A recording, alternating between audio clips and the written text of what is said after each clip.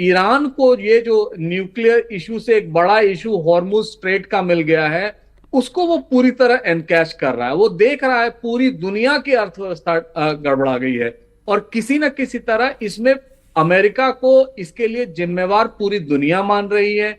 वो ये भी चाहता है कि जब अमेरिका निकले तो बाकी जितने अरब राज्य हैं उनसे हम डायरेक्ट निपट लेंगे, चाहे वो युद्ध करना हो या वो वार्ता करना हो या टोल टैक्स देना हो इस समय। और ट्रंप का जो एजेंडा है वो और ब्रॉडर हो गया। वो तो कह रहे हैं अब्राहम अकॉर्ड साइन करो, जो सऊदी अरेबिया कभी नहीं चाहता था। हाँ, सऊदी अरेबिया एक समय में काफी करीब आ गया था अब्राहम अकॉर्ड करने के, जब वहां के इजराइल के राष्ट्रपति ने एक सीक्रेट विजिट की जद्दा की, और वहां लगभग ये तैयार हो गए थे कि हम साइन कर लेंगे अब्राहम अकॉर्ड। लेकिन एमबीजेड के जो पिता हैं किंग सलमान, वो एग्रीएबल नहीं थे कि जब तक फिलिस्तीन की समस्या हल नहीं हो जाती हम इस पर कोई भी एक्शन नहीं लेंगे, और इस तरह वो रुका हुआ है। लेकिन ट्रंप का ये ट्रंप कार्ड कि जितने इस्लामिक राष्ट्र हैं वहां वो अब्राहम अकॉर्ड साइन कर लें और इजराइल से दोस्ती कर लें, मुझे नहीं लगता ये किसी भी अरब या इस्लामिक वर्ल्ड को ये पसंद आएगा। अब तक सिर्फ दो ही तो ऑर्डर दे रहे हैं उन्होंने, ये थोड़ी क्या करना चाहिए, नहीं करेंगे तो धमका रहे हैं, नहीं करेंगे तो फिर अंजाम भी भुगतने पड़ेंगे सबको।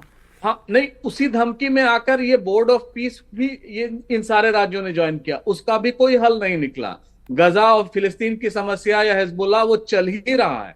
मुझे लग रहा है इस समय ट्रंप साहब एक क्विक फिक्स, एक डील करना चाहते हैं, वहां से अपना कमिटमेंट जो है पीस का वो लेके निकलना चाहते हैं। बाकी अरब वर्ल्ड पर इमीडिएटली और लार्जर वर्ल्ड पर वो थोप देना चाहते हैं कि होर्मुज से हमारा ही प्रॉब्लम नहीं है, आपकी भी प्रॉब्लम है, और उससे वो निकलना चाहते हैं।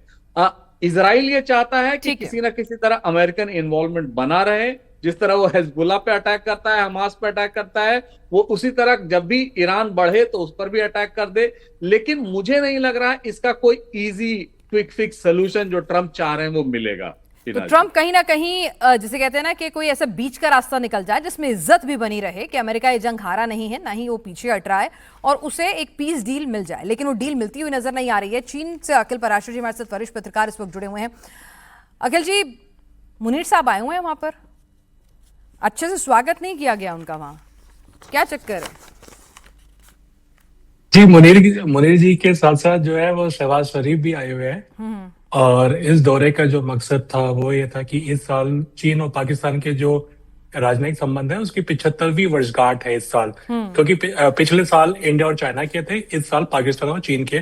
तो वो जो वर्षगांठ है उसको मनाने के लिए, साथ में जो इनका सीपैक है, सीपैक 2.0 को स्पीड अप करने के लिए, गति देने के लिए है, ग्वादर और जो दोनों देशों के बीच आर्थिक सहयोग है उसको और जिंदा करने के लिए, और जो इन दोनों देशों के जो ऑल वेदर जो संबंध है उसको और मजबूत करने की दिशा में इसलिए ये विजिट हुई है। तो जो शहबाज शरीफ है वो सबसे पहले हांगचो आए, चरचांग प्रोविंस की जो कैपिटल है हांगचो, वहां पर जहां पर अली बाबा का हेडक्वार्टर है उधर वो पहुंचे। वहां पर उन्होंने बिजनेस टॉक किया, फिर जो निवेश के लिए जो बातचीत है वो किया। उसके बाद वो बीजिंग आए। बीजिंग में आने के बाद उन्होंने चीनी राष्ट्रपति शी जिनपिंग और जो प्रधानमंत्री है ली छियांग, उनसे मुलाकात की।